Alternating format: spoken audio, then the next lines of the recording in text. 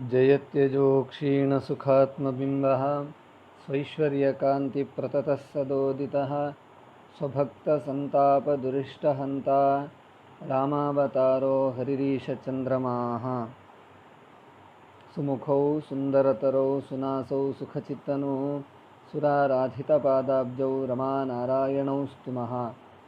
नमस्ते प्राणेशप्रणतविभवायावनिमगाः नमः स्वामिन् रामप्रियतमहनूमन् गुरुगुण नमस्तुभ्यं भीमप्रबलतमकृष्णेष्टभगवन् नमः श्रीमन्मध्व प्रदिश सुदृशन्नो जय जय तपो विद्याविरक्त्यादिसद्गुणौ घाकरानघं वादिराजगुरून् वन्दे हयग्रीवपदाश्रयान् पूज्याय राघवेन्द्राय सत्यधर्मरताय च भजतां कल्पवृक्षाय नमतां कामधेनवे। पृथ्वीमण्डलमध्यस्थाः पूर्णबोधमतानुगाः वैष्णवा विष्णुहृदयाः तान्नमस्ये गुरून् मम ब्रह्मचर्यहरिप्रीतिसुविद्यावादशालिनः इष्टदान् कष्टहर्तॄन्नः विद्यामान्यान् मुनीन् नुमः। विद्यावारिनिधेर्नश्च मनोभृङ्गालयायितं विद्याधीशगुरोर्नित्यं पातु श्रीपादपङ्कजं। ಶ್ರೀಗುರುಭ್ಯೋ ನಮಃ ಹರಿ ಓಂ.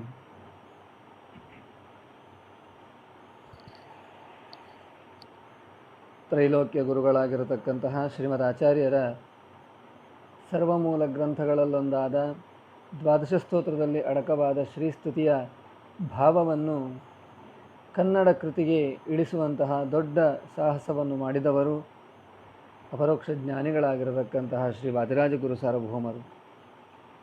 ಶ್ರೀಮದ್ ಆಚಾರ್ಯರ ಕೃತಿಯ ಬೆಳಕಿನಲ್ಲಿ ವಾದಿರಾಜಗುರು ಸಾರ್ವಭೌಮರ ಲಕ್ಷ್ಮೀ ಶೋಭಾನೆಯ ಚಿಂತನೆಯನ್ನು ಯಥಾಮತಿಯಾಗಿ ಭಗವತ್ ಪ್ರೇರಣೆಯಂತೆ ನಡೆಸ್ತಾ ಇದ್ದೇವೆ. ಅದರ ಮುಂದುವರಿದ ಭಾಗವನ್ನು ಕೂಡ ಯಥಾಮತಿಯಾಗಿ ಹೇಳುವ ಪ್ರಯತ್ನವನ್ನು ಗುರುಗಳ ಅನುಗ್ರಹದಿಂದ ಮಾಡ್ತೇನೆ ಎಂಬುದಾಗಿ ಹೇಳ್ತಾ, ಲಕ್ಷ್ಮೀ ಶೋಭಾನೆಯಲ್ಲಿ ಬರತಕ್ಕಂತಹ ಒಂದು ಪದ್ಯ,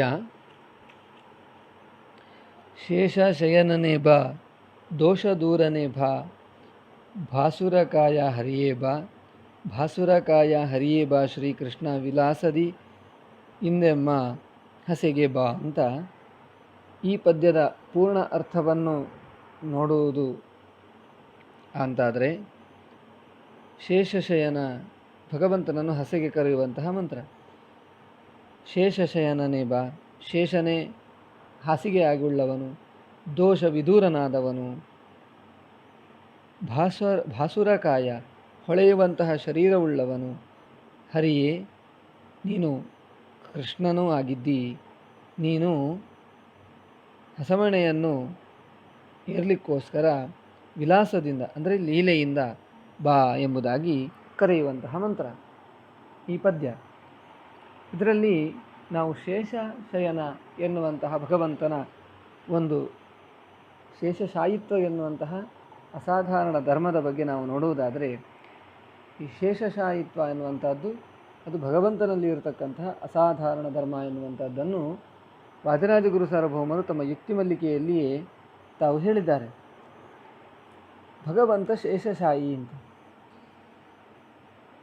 ಶೇಷನನ್ನು ತನ್ನ ಹಾಸಿಗೆಯನ್ನಾಗಿ ಮಾಡಿಕೊಂಡವ. ಶೇಷದೇವರು ತಾವು ಭಗವಂತನಿಗೆ ಶಯ್ಯಾರೂಪದಿಂದ ಸೇವೆಯನ್ನು ನಿರಂತರವಾಗಿ ಸಲ್ಲಿಸ್ತಾ ಇದ್ದಾರೆ. ನಾವು ನಿತ್ಯದಲ್ಲಿಯೂ ಕೂಡ ಪೀಠಪೂಜೆ ಮಾಡಬೇಕಾದ್ರೆ ನಾವು ಹೇಳ್ತೇವೆ, ಪೀಠಪೂಜೆಯನ್ನೆಲ್ಲ ಮುಗಿಸಿ ಕೊನೆಗೆ ನಾವು ಹೇಳುವಂತಹದ್ದಿದೆ, ಭಗವತಃ ಶ್ರೀ ಲಕ್ಷ್ಮೀನಾರಾಯಣಸ್ಯ ಯೋಗಪೀಠಾತ್ಮನೆ ಶ್ರೀಮದನಂತಾಯ ನಮಃ. ಭಗವಂತನ ಯೋಗಪೀಠ ಎನಿಸಿರತಕ್ಕಂತಹ ಅನಂತಾಯ ನಮಃ. ಅವನು ಮುಖ್ಯವಾಗಿರತಕ್ಕಂಥ ಪೀಠ, ದೇವರ ಆಸನ, ಅದು ಶೇಷದೇವ. ಹೀಗೆ ಶೇಷನನ್ನು ನಾವು ಧ್ಯಾನ ಮಾಡುವುದಿದೆ, ಭಗವಂತನ ಯೋಗಪೀಠ ನೀನು ಎಂಬುದಾಗಿ. ಅಷ್ಟು ಭಗವಂತನ ಆಸನವಾಗಿ ದೇವರ ಸೇವೆಯನ್ನು ನಿರಂತರದಲ್ಲಿ ಮಾಡುವವರು.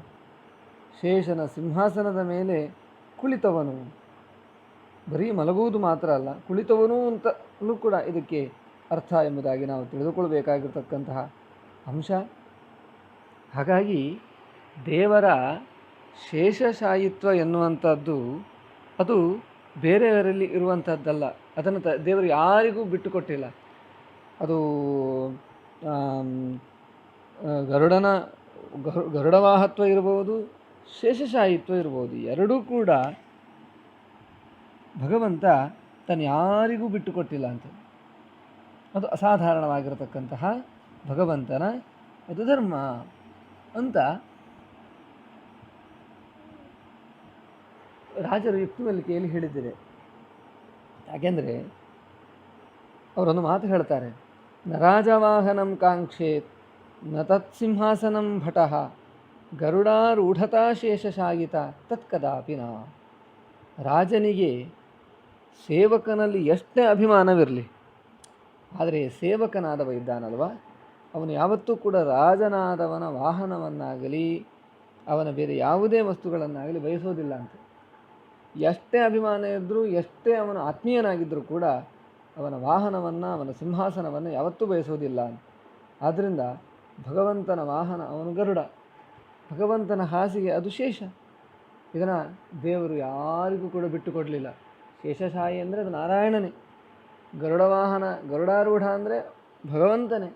ಹೀಗೆ ಅದು ಭಗವಂತನ ಅಸಾಧಾರಣವಾಗಿರತಕ್ಕಂತಹ ಇದು ಲಕ್ಷಣ. ಉಳಿದದ್ದಾದರೂ ಕೂಡ, ಈಗ ಉದಾಹರಣೆಗೆ ಚತುರ್ಭುಜ, ಭಗವಂತನು ಚತುರ್ಭುಜನಾಗಿದ್ದಾನೆ. ಈ ಚತುರ್ಭುಜ ಶಂಖಚಕ್ರಾದಿಗಳ ಒಂದು ಧಾರಣೆ ಇದು ಭಗವಂತನ ಅಸಾಧಾರಣ ಲಕ್ಷಣ ಅಂತ ನಾವು ಹೇಳಲಿಕ್ಕಾಗೋದಿಲ್ಲ. ಯಾಕೆ ಸಾರೂಪ್ಯ ಮೋಕ್ಷದಲ್ಲಿ ಮುಕ್ತರಿಗೂ ಕೂಡ ಈ ಲಕ್ಷಣಗಳಿವೆ. ಅವರು ಕೂಡ ಚತುರ್ಭುಜರಾಗಿ ಇರ್ತಾರೆ, ಅವರಲ್ಲಿಯೂ ಶಂಖಚಕ್ರಾದಿಗಳು ಇರ್ತದೆ.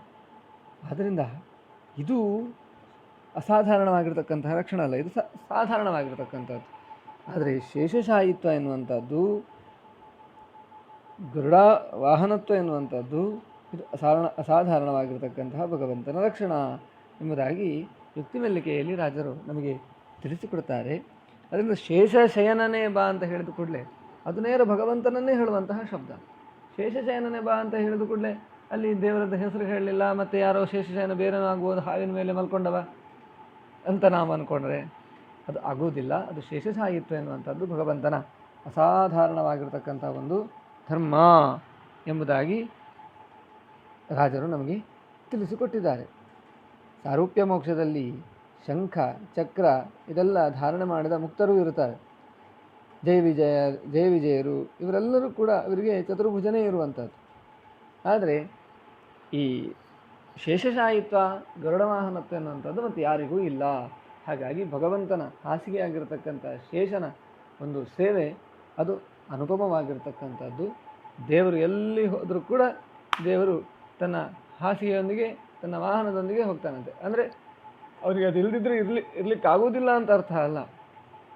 ಶೇಷದೇವರು ಗರುಡದೇವರು ತಮ್ಮ ಸೇವೆಯನ್ನು, ತಮ್ಮ ಸ್ವಾಮಿ ಪ್ರೀತಿಯನ್ನು, ಸ್ವಾಮಿ ನಿಷ್ಠೆಯನ್ನು ತೋರಿಸುವಂಥದ್ದು, ನಿರಂತರವಾಗಿ ಅವರ ಸೇವೆಯ ಒಂದು ಇದು ಪರಿಕಲ್ಪನೆ. ಹೀಗೆ ತಾನೆಲ್ಲಿ ಹೋದರೂ ಕೂಡ ಭಗವಂತ ತಾನು ಶೇಷಶಾಹಿ ಎಂಬುದಾಗಿಯೇ ಕರೆಸಿಕೊಳ್ಳಲ್ಪಡುವವ ಎಂಬುದಾಗಿ ಇಲ್ಲಿ ಹೇಳಿದ್ದಾರೆ.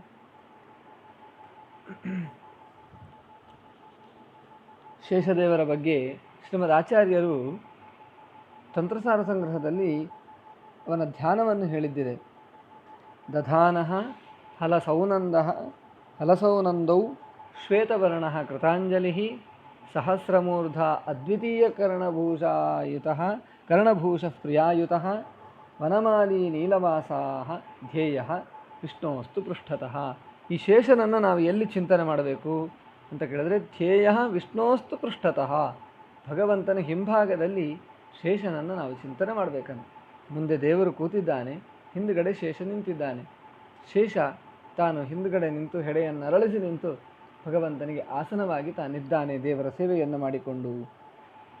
ಏನನ್ನು ಧರಿಸಿದ್ದಾನೆ ಅಂತ ಹೇಳಿದ್ರೆ, ದಧಾನಃ ಹಲಸೌನಂದೌ, ತಾನು ಹಲ ಅಂದರೆ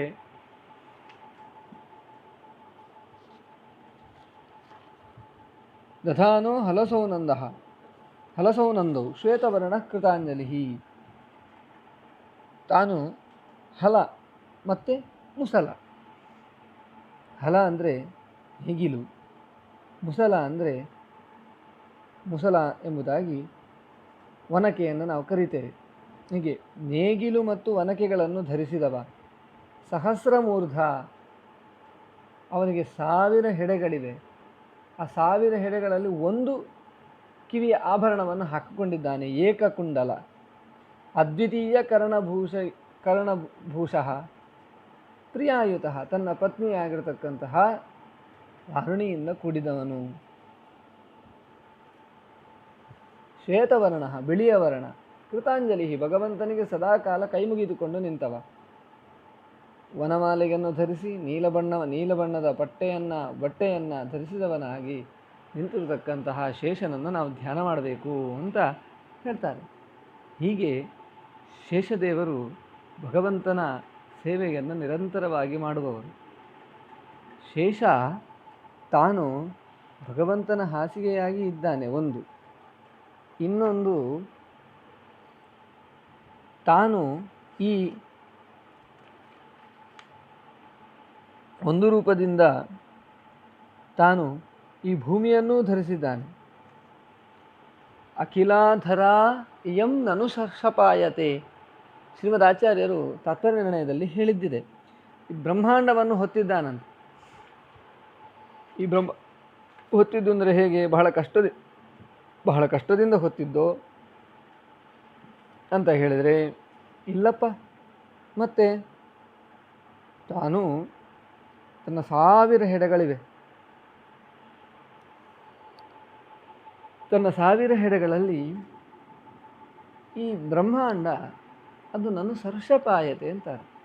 ಒಂದು ಸಾಸಿವೆ ಕಾಳಿನಷ್ಟು ಪ್ರಮಾಣದಲ್ಲಿ ಶೇಷದೇವರ ತಲೆಯ ಮೇಲೆ ನಿಂತಿದೆ ಅಂತ ನಾವು ಪೀಠಪೂಜೆಯಲ್ಲಿ ಹೇಳೋದಿದೆ. ಪೀಠದ ಪರಿಕಲ್ಪನೆ ಎಷ್ಟು ಚೆನ್ನಾಗಿದೆ ಅಂದರೆ, ಪರಮಪುರುಷಾಯ ನಮಃ, ಆಧಾರ ರೂಪಿಣ್ಯ ಶಕ್ತಿಯೇ ನಮಃ, ಕೂರ್ಮಾಯ ನಮಃ, ಅನಂತಾಯ ನಮಃ. ಅಡಿಯಲ್ಲಿ ಕೂರ್ಮ, ಭಗವಂತನ ಕೂರ್ಮ ರೂಪ, ಆಮೇಲೆ ಅವನ ಮೇಲೆ ಶೇಷ, ಶೇಷನ ಮೇಲೆ ಪೃಥಿವ್ಯೈ ನಮಃ, ಮೇಲೆ ಬ್ರಹ್ಮಾಂಡ ನಿಂತಿದೆ. ಹೀಗೆ ಶೇಷದೇವರ ಹೆಡೆಯ ಮೇಲೆ ಸಾಸಿವೆ ಕಾಳಿನಷ್ಟು ಪ್ರಮಾಣದಲ್ಲಿ ನಿಂತಿರತಕ್ಕಂಥ ಈ ಬ್ರಹ್ಮಾಂಡವನ್ನು ಹೊತ್ತವರು ಶೇಷದೇವರು. ಅವರ ಸಾಮರ್ಥ್ಯ ಎಂಥದ್ದು ಅಂತ ನಾವು ತಿಳ್ಕೊಳ್ಬೇಕು. ಒಂದು ಸಾಸಿವೆ ಕಾಳಿನಷ್ಟು ಇಡೀ ಈ ಧರೆ ಅದು ಇದೆ ಅಂತ ಹೇಳಿದರೆ ಶೇಷದೇವರ ಸಾಮರ್ಥ್ಯ ಅತ್ಯಂತ ದೊಡ್ಡದಾಗಿರತಕ್ಕಂಥದ್ದು. ಹಾಗಾಗಿ ಶೇಷದೇವರು ಭಗವಂತನಿಗೆ ಹಾಸಿಗೆಯಾಗಿ ಒಂದು ರೂಪದಲ್ಲಿದ್ದಾರೆ, ಒಂದು ರೂಪದಲ್ಲಿ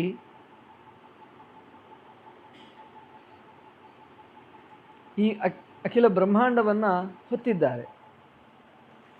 ಅಷ್ಟೇ ಅಲ್ಲ, ಇನ್ನೊಂದು ತನ್ನ ಮನೆಯಾದ ಪಾತಾಳ ಲೋಕದ ಭೋಗವತಿ ನಗರಿಯ ಅರಮನೆಯಲ್ಲಿ ಮಣಿಮಯವಾಗಿರ್ತಕ್ಕಂತಹ ಮಂಟಪದ ಮಧ್ಯದಲ್ಲಿ ಭಗವಂತನನ್ನು ಕುಳ್ಳಿರಿಸಿ ತನ್ನ ಮಡದಿಯಾಗಿರ್ತಕ್ಕಂತಹ ವಾರುಣಿಯ ಕೈಯಿಂದ ಅಮೃತಾನ್ನದ ಭೋಜನವನ್ನು ಉಣಿಸ್ತಾ ಇದ್ದಾನೆ.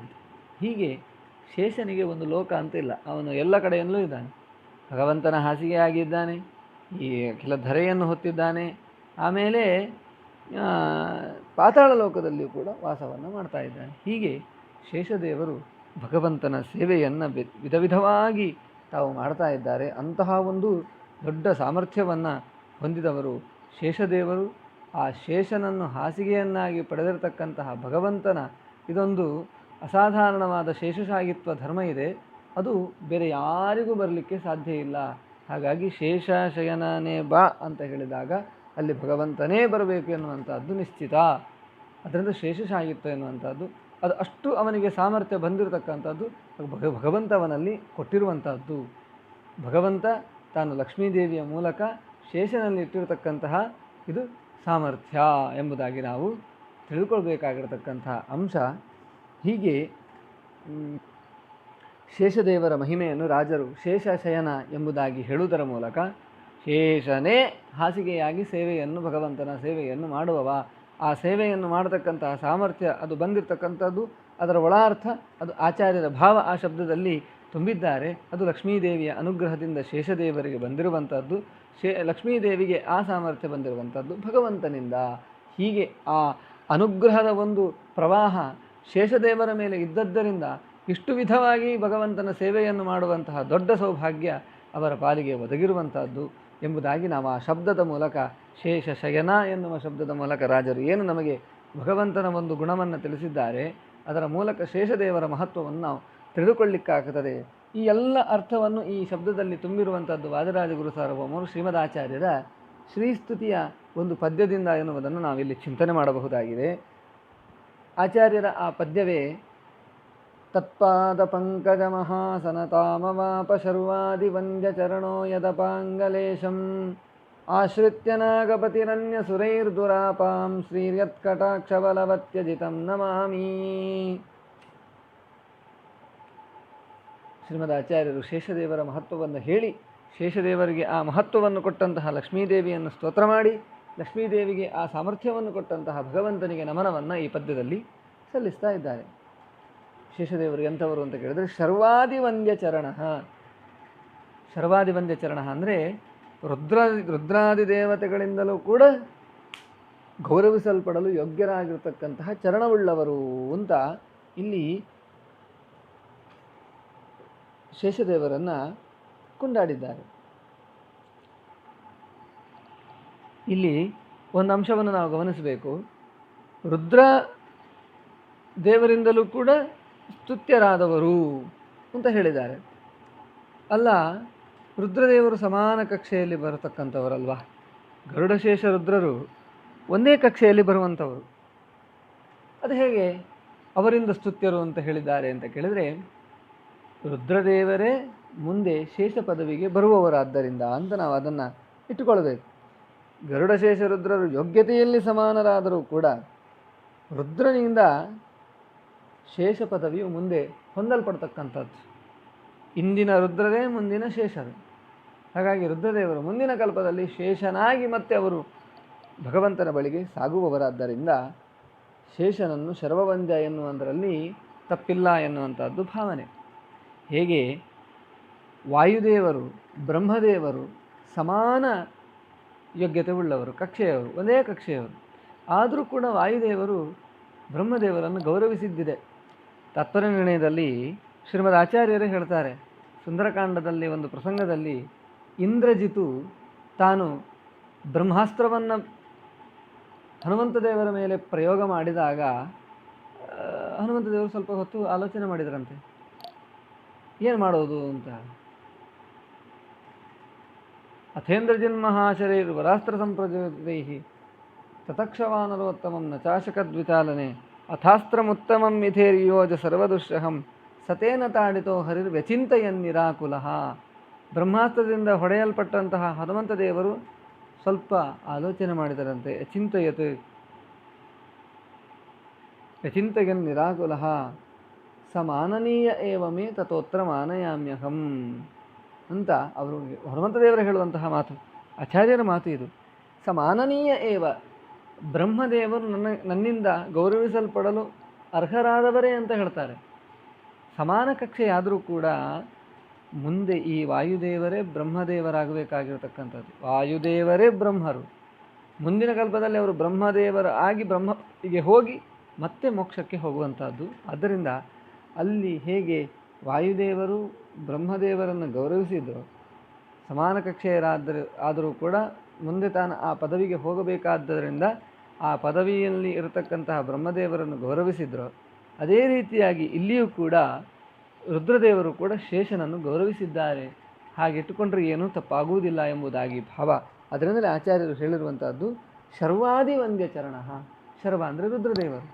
ರುದ್ರದೇವರೇ ಮೊದಲಾದ ರುದ್ರ, ಇಂದ್ರ ಮೊದಲಾದ ದೇವತೆಗಳಿಂದ ನಮಸ್ಕರಿಸಲ್ಪಡುವಂತಹ ಚರಣವುಳ್ಳಂತಹ ಆ ನಾಗಪತಿ ಅನ್ಯಸುರೈ ದುರಾಪಾಂ ತತ್ಪಾದ ಪಂಕಜ ಮಹಾಸನತಾಂ ಅವಾಪ. ಎಷ್ಟು ಸುಂದರವಾಗಿರತಕ್ಕಂತಹ ಒಂದು ಮಾತು ಅಂದರೆ ಆಚಾರ್ಯರದ್ದು. ಅನ್ಯ ಸುರೈಹಿ ದುರಾಪಾಂ, ಬೇರೆ ದೇವತೆಗಳಿಂದ, ಬೇರೆ ಯಾವ ದೇವತೆಗಳಿಂದಲೂ ಕೂಡ ಹೊಂದಲು ಸಾಧ್ಯವೇ ಇಲ್ಲತಕ್ಕಂತಹ ದುರಾಪಾಂ, ಬಹಳ ಕಷ್ಟದಿಂದ ಹೊಂದಲು ಕೂಡ ಅದು ಸಾಧ್ಯ ಇಲ್ಲ. ಅಂತಹ ಒಂದು ಯಾವುದು ಅಂತ ಕೇಳಿದರೆ ಅದು ತತ್ಪಾದ ಪಂಕಜ ಮಹಾಸನತಾಂ, ಭಗವಂತನ ಪಾದ ಕಮಲದ ಪಾದಕಮಲದ ಆಸನ, ಅವನ ಶಯ್ಯೆ ಆಗುವಂತಹ ಭಾಗ್ಯ ಅದನ್ನು ಪಡೆದಿದ್ದಾರೆ ಶೇಷದೇವರು. ಯಾರು? ನಾಗಪತಿ, ನಾಗಗಳಿಗೆ ಒಡೆಯನಾಗಿರತಕ್ಕಂತಹ ಅನಂತ ಶೇಷ ಏನಿದ್ದಾನೆ, ಅವನು ಯಾರಿಂದಲೂ ಹೊಂದಲು ಸಾಧ್ಯವಾಗದೇ ಇರತಕ್ಕಂತಹ ಭಗವಂತನ ಪಾದಪದ್ಮದ ಆಸನವಾಗಿ ಇವತ್ತು ಆ ಯೋಗ್ಯತೆಯನ್ನು ಪಡೆದುಕೊಂಡಿದ್ದಾನೆ ಅಂತ ಹೇಳಿದರೆ, ಇದು ಹೇಗೆ ಬಂತು ಅಂತ ಪ್ರಶ್ನೆ ಮಾಡಿದರೆ, ಯದ ಪಾಂಗಲೇಶಂ ಆಶ್ರಿತ್ಯ ಅವಾಪ, ಯಾವ ಲಕ್ಷ್ಮೀದೇವಿಯ ಕಟಾಕ್ಷದ ಬಲದಿಂದ ಅದನ್ನು ಆಶ್ರಯಿಸಿಕೊಂಡು ಈ ದೊಡ್ಡ ಭಾಗ್ಯವನ್ನು ಶೇಷದೇವರು ಪಡೆದರೋ, ಶೇಷದೇವರ ಪಾಲಿಗೆ ಈ ದೊಡ್ಡದಾಗಿರತಕ್ಕಂತಹ ಭಾಗ್ಯ, ದೇವರನ್ನು ಎಂದಿಗೂ ತನ್ನ ಮಡಿಲಲ್ಲಿ ಹೊತ್ತುಕೊಂಡಂತಹ ಸೌಭಾಗ್ಯವನ್ನು ನಿರಂತರವಾಗಿ ಪಡೆದಂತಹ ಶೇಷದೇವರ ಈ ಸೌಭಾಗ್ಯಕ್ಕೆ ಎಣೆ ಉಂಟೆ?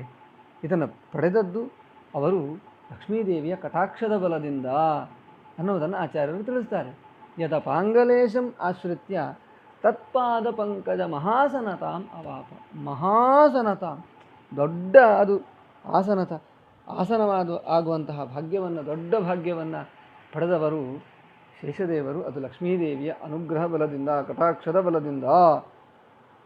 ಅಂತಹ ಲಕ್ಷ್ಮೀದೇವಿಗಾದರೂ ಹೇಗೆ ಸಾಮರ್ಥ್ಯ ಬಂತು? ಶೇಷದೇವರಿಗೆ ಇಂತಹ ದೊಡ್ಡ ಒಂದು ಅವಕಾಶ, ಇಂತಹ ದೊಡ್ಡ ಸೇವೆಯ ಸೌಭಾಗ್ಯವನ್ನು ಕಲ್ಪಿಸಬೇಕಾಗಿರ್ತಕ್ಕಂತಹ ಸಾಮರ್ಥ್ಯ ಲಕ್ಷ್ಮೀದೇವಿಗೆ ಹೇಗೆ ಬಂತು ಅಂತ ಕೇಳಿದರೆ, ಎಲ್ಲ ಪದ್ಯಗಳಲ್ಲೂ ಹೇಳಿದ ಹಾಗೆ ಶ್ರೀಹಿ ಯತ್ಕಟಾಕ್ಷ ಬಲವತಿ ಅಜಿತಂ ನಮಾಮಿ. ಅವಳಿಗೆ ಈ ಬಲ ಹೇಗೆ?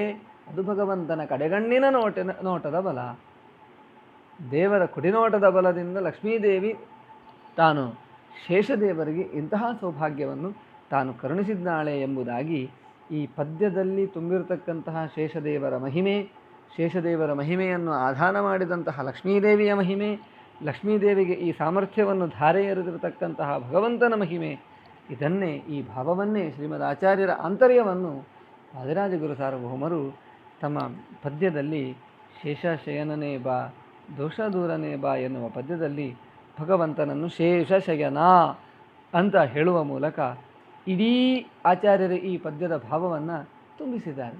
ನಮಗೆ ಶೇಷಶಯನ ಅಂತ ಹೇಳುವಾಗ ಬರೀ ಹಾಸಿಗೆ ಮೇಲೆ ಮಲಗಿದವನು, ಶೇಷನನ್ನು ಹಾಸಿಗೆಯನ್ನಾಗಿ ಮಾಡಿಕೊಂಡು ಮಲಗಿದವನು ಅಷ್ಟೇ ಚಿಂತನೆ ಬಾರದೆ, ಶೇಷ ಅಂದರೆ ಯಾರು, ಅವನ ಸೌಭಾಗ್ಯವೇನು, ಅವನಿಗೇನೆಲ್ಲ ಮಾಡ್ತಾ ಇದ್ದಾನೆ, ಯಾವ ರೀತಿಯಾಗಿ ದೇವರ ಸೇವೆಯನ್ನು ಮಾಡ್ತಾ ಇದ್ದಾನೆ, ಅವನಿಗೆ ಆ ಸಾಮರ್ಥ್ಯ ಹೇಗೆ ಬಂತು, ಆ ಸಾಮರ್ಥ್ಯವನ್ನು ಕೊಟ್ಟವರು ಯಾರು, ಇದನ್ನೆಲ್ಲ ಚಿಂತನೆ ಮಾಡುವಾಗ, ಶೇಷಶಯನ ಅಂತ ಹೇಳಿ ಚಿಂತನೆ ಮಾಡುವಾಗ ನಾವು ಕೂಡ ನಮ್ಮ ಯೋಗ್ಯತೆಗೆ ತಕ್ಕಂತೆ ಭಗವಂತನ ಸೇವೆಯನ್ನು ಮಾಡುವಂತಹ ಶೇಷದೇವರ ಸೌಭಾಗ್ಯ ಬಹಳ ದೊಡ್ಡದಾಗಿರತಕ್ಕಂಥದ್ದು. ನಮ್ಮದು ಅತ್ಯಲ್ಪ ಯೋಗ್ಯತೆ, ಆದರೂ ಶೇಷದೇವರ ಸೇವೆಯ ಚಿಂತನೆಯನ್ನು ನಾವು ಈ ಪದ್ಯದ ಮೂಲಕ ಮಾಡಿದೆವು ಅಂತಾದರೆ ದೇವರು ನಮ್ಮ ಮೂಲಕನೂ ಕೂಡ ನಮ್ಮ ಯೋಗ್ಯತೆಗೆ ತಕ್ಕಂತೆ ನಮ್ಮಿಂದ ಸೇವೆಯನ್ನು ಕೈಗೊಳ್ಳುವುದರಲ್ಲಿ ಸಂಶಯವಿಲ್ಲ ಎನ್ನುವ ದೃಷ್ಟಿಯಿಂದ ಈ ಪದ್ಯಗಳ ಚಿಂತನೆಯನ್ನು ನಾವು ನಡೆಸಿದರೆ ಭಗವಂತ ಖಂಡಿತವಾಗಿಯೂ ನಮ್ಮ ಮೇಲೆ ಅನುಗ್ರಹ ಮಾಡ್ತಾನೆ ಎನ್ನುವುದರಲ್ಲಿ ಸಂಶಯವಿಲ್ಲ.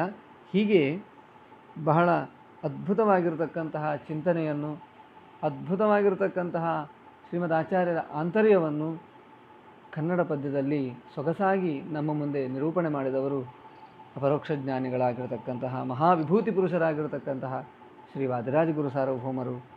ಅವರಿಗೆ ಭೂಯಿಷ್ಠಾಂತೇ ನಮ್ಮ ಮುಕ್ತಿಂ ವಿಧೇಮ ಅಂತ ಹೇಳ್ತಾ, ಇಂತಹ ಚಿಂತನೆಯನ್ನು ನಿರಂತರವಾಗಿ ಯಥಾಮತಿಯಾಗಿ ಆದಷ್ಟು ಮಾಡುವ ಮೂಲಕ ಹರಿಗುರುಗಳ ಅನುಗ್ರಹಕ್ಕೆ ನಾವು ಪಾತ್ರರಾಗಬೇಕು. ತನ್ಮೂಲಕ ನಮ್ಮ ಸಾಧನೆ ಅದು ಭಗವಂತನ ಪ್ರೀತಿಗೆ ಕಾರಣ ಆಗಬೇಕು ಎನ್ನುವುದಾಗಿ ಈ ಸಂದರ್ಭದಲ್ಲಿ ಭಗವಂತನಲ್ಲಿ ಪ್ರಾರ್ಥನೆಯನ್ನು ಮಾಡುತ್ತಾ ಇಂದಿನ ಚಿಂತನೆಯನ್ನು ವಾದಿರಾಜಗುರು ಸಾರ್ವಭೌಮರ ಅಂತರ್ಯಾಮಿಯಾದಂತಹ ಮಧ್ವೇಶ ಕೃಷ್ಣನಲ್ಲಿ ಅರ್ಪಣೆಯನ್ನು ಮಾಡ್ತಾ ಇದ್ದೇನೆ. ಶ್ರೀ ಕೃಷ್ಣಾರ್ಪಣಮಸ್ತು. ಹರಯೇ ನಮಃ.